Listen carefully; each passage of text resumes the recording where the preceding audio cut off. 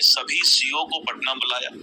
हमने सख्त हिदायत दे दिया है कि अपनी आदत में सुधार लाओ, नहीं तो दिलीप जायसवाल किसी को बकसने वाला। बिहार में सर्वे को लेकर हाय तौबा मची हुई थी, लेकिन ऐन मौका पर सरकार ने सभी बारीकियों को समझी है और समय सीमा सर्वे के लिए बढ़ा दिया गया है। रैयतों को जो है प्रयुक्त मात्रा में समय दिया गया है कि आप 90 दिनों के अंदर जो है अपना कागजात पहले संभाल लीजिए, कागजात नहीं है तो निकाल लीजिए, उसके बाद हम सर्वे का समय निर्धारण करेंगे और किस तरीके से सर्वे होगा इस पर विचार होगा। इसमें जनप्रतिनिधियों से सहयोग ली जाएगी। तमाम चीजें जो है सरकार स्तर पर, मंत्री महोदय के स्तर पर ये होती रही है और इसी को देखते हुए समय सीमा बढ़ा दिया गया है। लेकिन इससे पहले मैं बहुत सारा चीज इस वीडियो में बतलाने वाला हूं।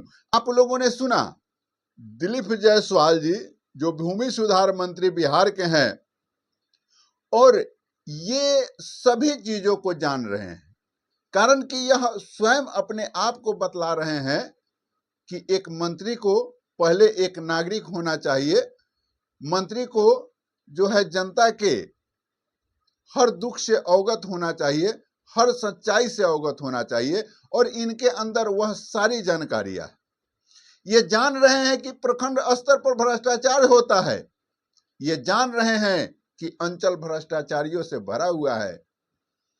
ये भी बात कह रहे हैं कि ये सीओ को बुलाए हैं, सीओ के द्वारा मीटिंग किया गया है, यह बातें कही गई है कि आप लोग सुधर जाइए नहीं तो बक्से नहीं जाइएगा। ये भी बात कह रहे हैं कि हम किसी से कंप्रोमाइज करने वाले नहीं हैं।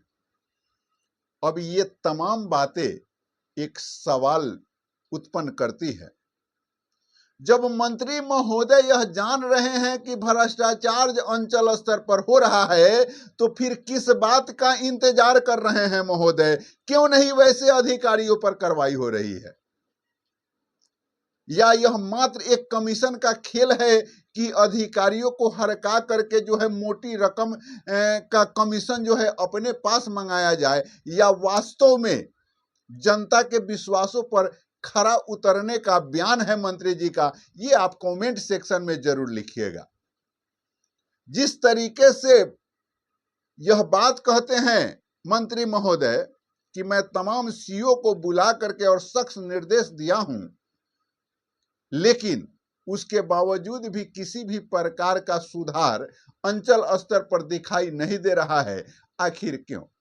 हमारे एक साथी ने आयुष्मान न्यूज पर एक वीडियो बनाए हैं जिस पर ऑलरेडी जो है यह बात अंचलों का भी उठाए हैं उन्होंने।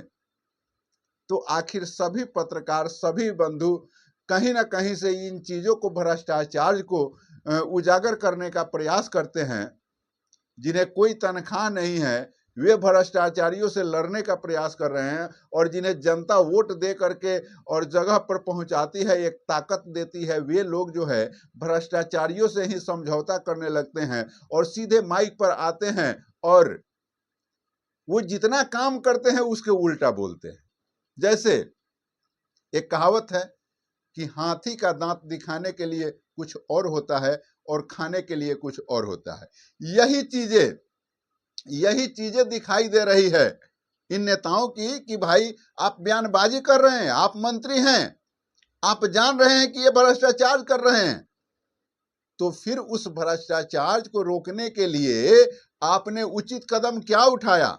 आप केवल माइक पर कह दिए कि नहीं बख्शे जाएंगे कोई, किसी हम कहीं कंप्रोमाइज करने वाले नहीं हैं।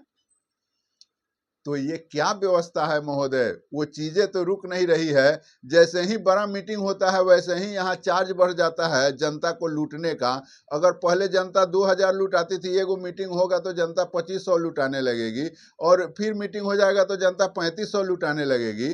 तो ये मीटिंग तो आप लोग करते हैं और मीटिंग करके ऑन कैमरा आते हैं और बोलते हैं कुछ बात, तो जनता को तो ठीक लगता है, लेकिन जैसे ही आप बोल करके उतरते हैं वैसा उसका पाकिट जो है गीला होने लगता है, उसके पाकिट से उसके परिवार का जो है जिंदगी तबाह होने लगता है। तो आखिर क्या यही प्रजातंत्र का नियम है?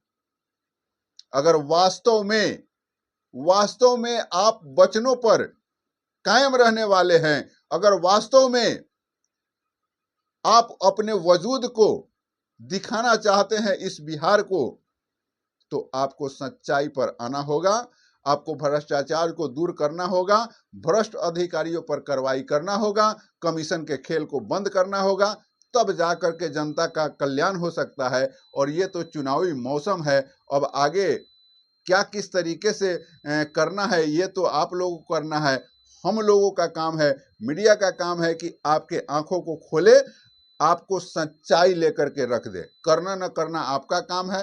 तमाम लोगों से निवेदन करना चाहेंगे कि वीडियो को ज़्यादा से ज़्यादा फैलाइए कि कम से कम अधिकारी, पदाधिकारी एवं नेताओं के पास यह संदेश पहुंचे और वो लोग अगर कुछ सुधार करना चाहते हैं तो कुछ ना कुछ तो सुधार कर देंगे। बाकी मिलते हैं एक नए वीडियो में। जय हिंद।